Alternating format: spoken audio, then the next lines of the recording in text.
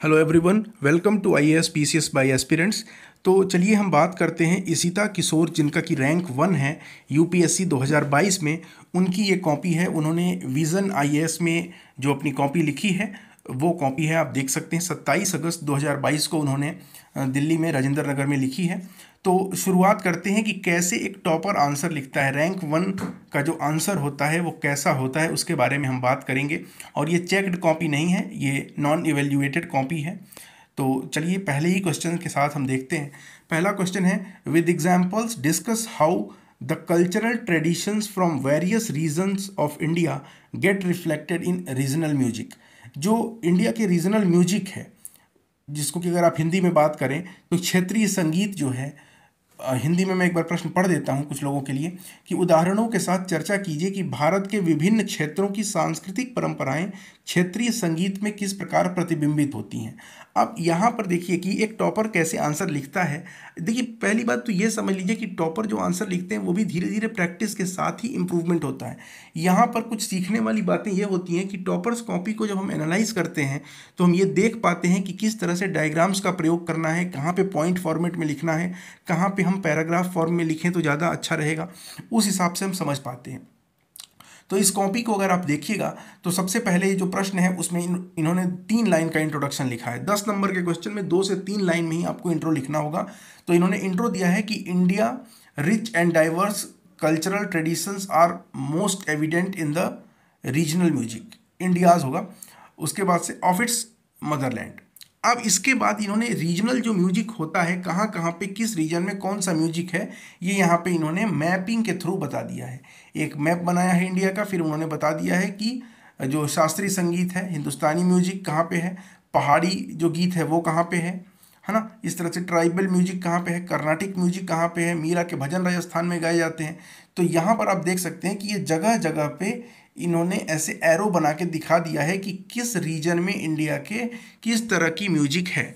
जो कि क्वेश्चन में आपको देखिए, अगर क्वेश्चन आप देखेंगे तो क्वेश्चन में दिया है कि with examples discuss how the cultural traditions from various regions of India get reflected in the regional music. तो पहले तो आपको ये बताना है कि रीजनल म्यूजिक कौन कौन से हैं, कुछ जगह का बता दीजिए एग्जाम्पल्स देके। आप बताइए कि वो कैसे वहाँ के कल्चरल ट्रेडिशंस को दिखाते हैं। तो रिफ्लेक्शन ऑफ कल्चरल ट्रेडिशन कैसे है, तो इन्होंने बताया सबसे पहले कि कर्नाटिक जो है, कर्नाटिक म्यूजिक जो है उसके बारे में बताया है कि कर्नाटिक जो म्यूजिक है उसमें क्या रीजनैलिटी है, इसके बारे में अगर बात करें तो कल्चर का जो प्रभाव है वो बता दिया। और यहाँ पे इन्होंने देखिए क्या किया है, एक और डायग्राम छोटा सा बनाया है और बताया है कि ये 3 त्रिरत्न हैं किसके, कर्नाटिक म्यूजिक के। ये त्रिरत्न कौन कौन है, तो एक त्यागराज हैं, एक श्याम शास्त्री हैं और एक मुथुस्वामी हैं। तो इन लोगों के बारे में इन्होंने बता दिया कि ये भी पता है इनको।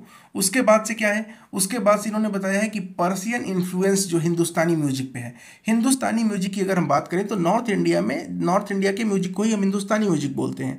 और हिंदुस्तानी म्यूजिक के ऊपर पर्शियन प्रभाव बहुत ज़्यादा है। क्यों, क्योंकि जो भी इन्वेजन्स हुए हैं इंडिया में, वो मैक्सिमम इन्वेजन्स जो हैं वो नॉर्थ इंडिया में ही कन्फाइंड रह गए हैं, साउथ तक नहीं पहुंच पाए हैं। तो साउथ की जो म्यूजिक है वो अपने प्योरिटी को मेंटेन करके रखा है उसने। लेकिन जो नॉर्थ इंडिया की म्यूजिक है, यहाँ पर पर्शियन इन्फ्लुएंस आने के कारण बाहरी प्रभाव भी यहाँ के म्यूजिक में देखने को मिलते हैं और अलग अलग सिस्टम जो घराना के हैं वो देखने को मिलते हैं। फिर भक्ति मूवमेंट की बात करें तो भक्ति मूवमेंट में क्या हुआ था, आपने पढ़ा होगा जब आपने मध्यकालीन इतिहास मेडाइवल हिस्ट्री पढ़ा होगा। तो भक्ति मूवमेंट जो है उसकी जो स्पिरिट है, जो कास्ट को वो बाइकआउट करते हैं, कास्टिज्म को बाइकआउट करते हैं, या फिर जो मीराबाई के भजन हैं वो जो कृष्ण के प्रति डिवोटेड हैं। तो ये सारी बातें इन्होंने लिखी हैं। उसके बाद इन्होंने बताया कि जो ट्राइबल म्यूजिक है ईस्टर्न इंडिया की खास तौर पे, उसमें जो डेली एक्टिविटीज़ वहाँ की होती हैं उनका इन्फ्लुएंस देखने को मिलता है, वहाँ के कल्चर देखने को मिलता है। एक तो इन्होंने ये बता दिया है, एग्जाम्पल भी दिया है इन्होंने सैक्रेड ग्रुप्स का। उसके बाद पहाड़ी गीत के बारे में बताया कि हिमालयन स्टेट्स में जो पहाड़ी गीत होते हैं वो उनके वे ऑफ लाइफ को बताते हैं। एग्जाम्पल इन्होंने चमोली डिस्ट्रिक्ट का, उत्तराखंड का एग्जाम्पल भी दिया है। फिर इन्होंने बताया है, थोड़ा सा करंट से इसको ऐड किया है इन्होंने, करंट से जोड़ा है। कैसे जोड़ा है, तो बताया है कि the recent proposal for museum for Carnatic music reflects there importance. तो यहाँ पे क्या किया इन्होंने, ये जो पॉइंट इन्होंने लिखा है, ये इन्होंने इसको जोड़ा है करंट से कि वर्तमान समय में कर्नाटिक म्यूजिक के लिए एक म्यूजियम बनाने की बात चल रही है, जिससे कि कॉलोनियल जो माइंडसेट है उससे अलग हुआ जाए। इस तरह की बात इन्होंने कही है। फिर कुछ एग्जांपल्स भी यहाँ पे इन्होंने दिए हैं, आप यहाँ पे देख लीजिए, ये कि कैसे स्कूल के करिकुलम में हम अगर म्यूज़िक को ऐड करें तो उससे क्या बेनिफिट हो सकते हैं, वो इन्होंने बताया है और इसको कंक्लूड किया है। अगले प्रश्न की बात करें तो अगला क्वेश्चन जो है वो है highlighting the emergence of the working class movement, discuss it's contribution towards India's freedom struggle. श्रमिक वर्ग के आंदोलन के उद्भव पर प्रकाश डालते हुए भारत के स्वतंत्रता संघर्ष में उसके योगदान की विवेचना कीजिए। तो जो भारत में लेबर मूवमेंट्स हुए हैं, वर्किंग क्लास के जो मूवमेंट्स हुए हैं, उसके बारे में यहाँ पे आपको बेसिकली लिखना है और उसका क्या कंट्रीब्यूशन है इंडिया के फ्रीडम स्ट्रगल पे, इसके बारे में बताना है। 10 नंबर का क्वेश्चन है, तो आप 3 नंबर 4 नंबर 3 से 4 लाइन में ही लिखेंगे मैक्सिमम इंट्रोडक्शन, जो कि यहाँ पे इन्होंने लिखा है। अब इन्होंने बताया है कि India's freedom struggle involve various sections of society whose sacrifices ensured our tryst with destiny in 1947। देखिए कितना अच्छा ये कीवर्ड का प्रयोग किया है जो इन्होंने, ट्रिस्ट विद डेस्टिनी। आपको याद होगा कि पंडित जवाहरलाल नेहरू जब इंडिया को जब फ्रीडम मिल रहा था तो उन्होंने मिडनाइट में जो स्पीच दिया था उसको हम बोलते हैं ट्रिस्ट विद डेस्टिनी, उस स्पीच का टाइटल है। तो ये जो उस टाइटल का इन्होंने यूज़ किया है कि इंडिया के फ्रीडम स्ट्रगल में, मतलब भारत की आज़ादी की यात्रा जो ट्रिस्ट विद डेस्टिनी तक पहुंची, ट्रिस्ट विद डेस्टिनी 1947 तक पहुंची, उसमें हर एक सेक्शन का योगदान है, ये बताया। अब इन्होंने बताया कि वर्किंग क्लास का मूवमेंट में कैसे इमर्जेंस हुआ, तो उसके बारे में इन्होंने बता दिया है, यहाँ पे आप देख सकते हैं। यहाँ सबसे बड़ी बात समझने के लिए कि इन्होंने सबसे पहले बताया नॉन कोऑपरेशन मूवमेंट 1920, इसमें वर्किंग क्लास कैसे इन्वॉल्व होता है गांधी जी की वजह से, पहला पॉइंट ये। फिर इन्होंने बताया कि AITUC जो all India trade union Congress है उसकी स्थापना होती है, वो भाई इंपॉर्टेंट है क्योंकि वर्किंग क्लास या लेबर मूवमेंट की जब बात करेंगे तो आप ऑल इंडिया ट्रेड यूनियन की बात करेंगे, उसका इन्होंने यहाँ पे मेंशन किया है। फिर इन्होंने बताया है कि with disappearance of handicrafts due to loss of patronage the working class faced huge exploitation in agriculture and industry which ignited them to respond. अब इन्होंने यहाँ पर यह भी बता दिया है कि क्यों आखिर ये इमरजेंस, पहले तो आपको बताना है ना कि इमरजेंस हुआ है, वो इमरजेंस के पीछे के कारण क्या है। तो हैंडीक्राफ्ट का जो डिक्लाइन हो रहा है इंडिया में, और हैंडीक्राफ्ट का डिक्लाइन होता है, ड्रेन ऑफ वेल्थ होता है, आपने पढ़ा होगा इसको डिटेल में कि यहाँ से रॉ मटेरियल का इंपोर्ट एक्सपोर्ट करने लगे, यहाँ से रॉ मटेरियल एक्सपोर्ट होने लगा ब्रिटेन, और ब्रिटेन से जो फिनिश्ड गुड्स थे वो क्या होने लगे, इंपोर्ट होने लगे। तो इसकी वजह से यहाँ का हैंडीक्राफ्ट रूइन हो गया और उसकी वजह से जो एग्रीकल्चर लैंड था उस पर बर्डन बहुत ज़्यादा हो गया, ये इन्होंने बताया। अब बताते हैं कि कंट्रीब्यूशन क्या है। तो कंट्रीब्यूशन सबसे पहले है कि जो मास स्ट्रगल होता है नॉन कोऑपरेशन मूवमेंट में या फिर सिविल डिसोबीडियंस मूवमेंट में, इसके बारे में बताया। और लाला लाजपत राय जो है वो AITUC के प्रेसिडेंट थे, all India trade union Congress, अभी इन्होंने बताया था ऊपर। फिर ये बताती हैं, आगे लिखती हैं कि approach of unity and cooperation as Gandhi ji, देखिए इस पॉइंट को समझिए, जो अप्रोच है यूनिटी का, एक तो एक तरफ चल रहा था डिवाइड एंड रूल, जो कि ब्रिटिश जो राज था उसकी जो पॉलिसी थी वो थी डिवाइड एंड रूल की पॉलिसी, और इंडिया की जो पॉलिसी थी वो थी यूनिटी और कोऑपरेशन की, जो कि महात्मा गांधी के द्वारा शुरू की गई थी। तो इसमें भी योगदान है। और अहमदाबाद मिल स्ट्राइक जो कि 1918 महात्मा गांधी का पहला स्ट्राइक इंडिया में आफ्टर चंपारण, तो उसका भी यहाँ पे इन्होंने मेंशन किया। फिर बताया कि नॉन कोऑपरेशन मूवमेंट जो है वहाँ पर जो ऑपरेसिव इकोनॉमिक एक्टिविटीज़ हो रही थी ब्रिटिश कंपनी की, उसके लिए इकोनॉमिक स्ट्रेंथ प्रोवाइड करने के लिए भी ये हेल्पफुल रहे, इनका कॉन्ट्रीब्यूशन रहा। फिर इन्होंने लास्ट में लिमिटेशन भी बताया है। लिमिटेशन क्या है, तो सबसे पहले जो लिमिटेशन इन्होंने बताया है वो ये बताया कि जो यहाँ पे इंडस्ट्रियल डिस्प्यूट्स एक्ट, यहाँ पे ये देखिए ये पॉइंट, इंडस्ट्रियल डिस्प्यूट एक्ट मतलब इंटरनल डिसीजन जो है उससे रिलेटेड एक लिमिटेशन था, ठीक है। उसके अलावा एक लिमिटेशन ये भी था कि जो AITUC था, all India trade union Congress, ये भी अलग अलग तरह से मतलब स्प्लिट होने लगा, इसमें भी फूट पड़ने लगी, आप ये कह सकते हैं, ठीक है। और ब्रिटिश जो है उन लोगों ने इसको इजीली दबा दिया था, एक तो ये बात भी है। फिर भी इन सब के बावजूद भी आपको जो कंक्लूजन लिखना है वो पॉजिटिव लिखना है। तो यहाँ पे इन्होंने लिखा है कि yet their contribution remains unparalleled in securing independence as they form the base of struggle, ये बता दिया, ठीक है। आगे बढ़, फिर देखिए यहाँ पे ये जो लास्ट लाइन है ये भी इंपॉर्टेंट है, ये भी सीखने लायक बात है कि वी ओ आवर आज़ादी अमृत महोत्सव, आज़ादी का अमृत महोत्सव टू देम, मतलब आज़ादी का अमृत महोत्सव जो है ये भी हम उनको समर्पित करते हैं, इस तरह की बात इन्होंने कही है, ठीक है। एक और क्वेश्चन डिस्कस करते हैं। क्या आप इस विचार से सहमत हैं कि गांधीवादी राजनीति एक प्रकार से तिलक की राजनीति का ही विस्तार थी? Do you agree with the view that Gandhian politics was in a sense a contribution of Tilak's politics? देखिए क्वेश्चन का आप नेचर समझिए कि तिलक की जो पॉलिटिक्स है वो गांधी की पॉलिटिक्स से अलग है, आपको पता है, मगर क्या गांधी की पॉलिटिक्स तिलक के पॉलिटिक्स का ही एक एक्सटेंशन था, एक अपग्रेडेड वर्जन था? कहीं ऐसा तो नहीं था, ये बताना है। फिर वही बात, 10 नंबर का प्रश्न, तो आपको 3 लाइन में इंट्रो लिखना है। Indian freedom struggle saw the different approaches of various leaders with common agenda of Swaraj, ये बताया। अब गांधीयन पॉलिटिक्स जो है वो कैसे कंटिन्यूएशन है तिलक के पॉलिटिक्स का, ये बताया। तो सबसे पहली बात, accepting religion in public sphere.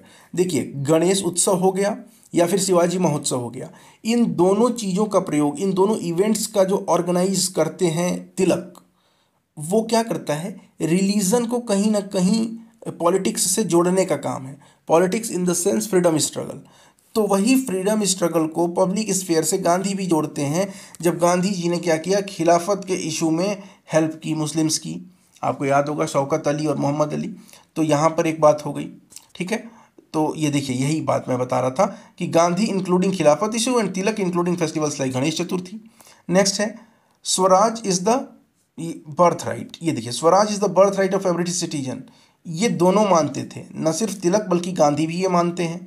उसके बाद से बात करें कि मासेस के प्रति, मतलब जो भी मूवमेंट हो उसमें मास का कितना योगदान हो, मास का कितना पार्टिसिपेशन हो, लोग कितने अधिक जुड़े, तो तिलक का जहां होम रूल लीग था इसके लिए, वहीं गांधी ने भी मास स्ट्रगल की सहायता ली। और ख़ास तौर पे जब हम एनसीएम की बात करें, नॉन कॉपरेशन मूवमेंट की बात करें, तो ये मास स्ट्रगल वहाँ भी दिखता है हमें। और गांधी ही ऐसे पहले व्यक्ति हैं जो मास मूवमेंट को लेकर आते हैं, इतने मतलब एक लेवल आगे जाकर लेके आते हैं। ठीक है, आगे बढ़ते हैं। Gandhi ji assumed president's role of all India home rule league of included in INC. देखिए, ये भी आप देखिए, तिलक की बात करें तो तिलक जो है वो होम रूल लीग के लिए है, और आईएनसी जो है इंडियन नेशनल कांग्रेस, इसकी देखिए आपको ये भी याद रखना पड़ेगा, कुछ फैक्ट्स तो आपको याद रखने पड़ेंगे। जैसे कि गांधी जी ने भी एक बार कांग्रेस की अध्यक्षता की थी, तो वो भी आपको याद रखना पड़ेगा।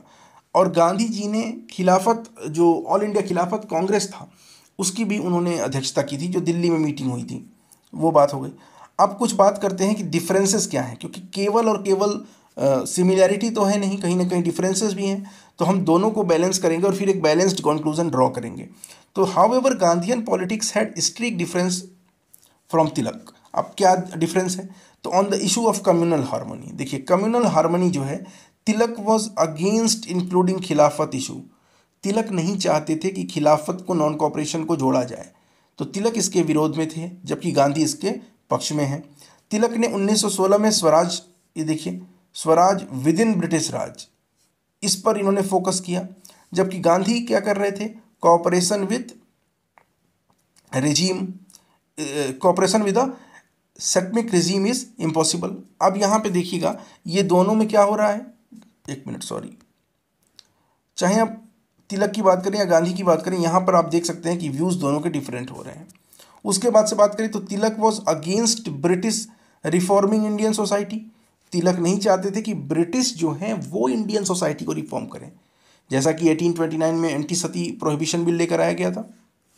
उसके बाद गांधी जो हैं वो इसको स्वीकार करते थे कि अगर कुछ खराबी है और ब्रिटिश उसको सुधार रहे हैं तो उसमें कोई दिक्कत नहीं है। अब हम बात करें कंक्लूजन की, तो कंक्लूजन देखिए, कंक्लूजन में इन्होंने बता दिया है, ये देखिए, एक तो इन्होंने ये बताया मॉन्यूमेंटल इन स्वराज, उसके बाद से यहाँ पे क्या बताया इन्होंने, न्यू इंडिया एट 75। ये देखिए, इनके आंसर की जो खास बात आपको देखने को मिल रही होगी, अभी तक हमने 3 आंसर डिस्कस किए, तीनों आंसर में जो इनका कंक्लूजन हो रहा है, उस कंक्लूजन को कहीं ना कहीं ये करंट से जोड़ने की कोशिश कर रही हैं, और कहीं ना कहीं इन्होंने तीनों आंसर में ही करंट के टॉपिक्स को जोड़ दिया है अपने कंक्लूजन में। इसके पहले आज़ादी का अमृत महोत्सव देखा हमने, यहाँ पे न्यू इंडिया एट 75 देखा, कि दोनों के ही जो विचार हैं, स्वराज वाले और मास पार्टिसिपेशन वाले, ये वर्तमान समय में भी रेलेवेंट हैं, और न्यू इंडिया एट 75 में इनका अपना महत्व है, ये यहाँ पे इन्होंने बताया। तो ये कुछ क्वेश्चंस थे जो कि हमने डिस्कस किए हैं, बाकी के आप देख सकते हैं। और भी कुछ क्वेश्चंस हैं इसमें, ये मैं डाल दूंगा अभी टेलीग्राम चैनल में, आप टेलीग्राम से भी जुड़ सकते हैं। जैसे कि इस आंसर की अगर हम बात करें तो पहले इन्होंने इंट्रोडक्शन लिखा, उसके बाद से एक डायग्राम इन्होंने बताया, और डायग्राम बना के इन्होंने बता दिया है कि सॉइल से रिलेटेड कुछ बातें हैं, तो डायग्राम में यहाँ पे इन्होंने फिट कर दिया। उसके बाद बेनिफिट्स लिख दिए, लास्ट में उससे कंसर्न लिख दिया, और लास्ट में उन्होंने क्या किया, अप्रोच बता दिया कि कैसे इसको हम सुधार सकते हैं, उसके बारे में बताया। तो इस तरह से आप अगर देखिएगा तो इनके आंसर में कुछ खास बातें निकल के आ रही हैं कि एक तो ये मैक्सिमम आंसर्स को पॉइंट वाइज लिखा है इन्होंने, उसके बाद से इनका इंट्रोडक्शन बिल्कुल शॉर्ट एंड क्रिस्प है, कंक्लूजन में ये करंट अफेयर्स के पॉइंट को भी जोड़ने की कोशिश कर रही हैं और उसको ठीक तरह से जोड़ भी पा रही हैं। तो ये था कुछ इनके क्वेश्चन हमने देखे। बाकी ये टेलीग्राम पे मैं अपलोड कर दूंगा, वहाँ से आप डाउनलोड कर सकते हैं। टेलीग्राम चैनल का लिंक आपको डिस्क्रिप्शन में मिल जाएगा, वहाँ से आप ज़रूर जुड़िएगा। जैसे ये देखिए करंट अफेयर्स का जो बिल्किस बानो से रिलेटेड केस है, तो वहाँ पर भी इन्होंने क्या किया, जो भी फैक्ट्स हैं उसको यहाँ पर इन्होंने मेंशन किया है। प्रेजेंट स्टेटस क्या है, NFHS 5 का जो डेटा है वो भी यहाँ पे इन्होंने दिया है ना। तो ये सब यहाँ पे इन्होंने दिया है। ग्रॉस एनरोलमेंट रेशियो जो है वो कम है, उसके बारे में बताया है।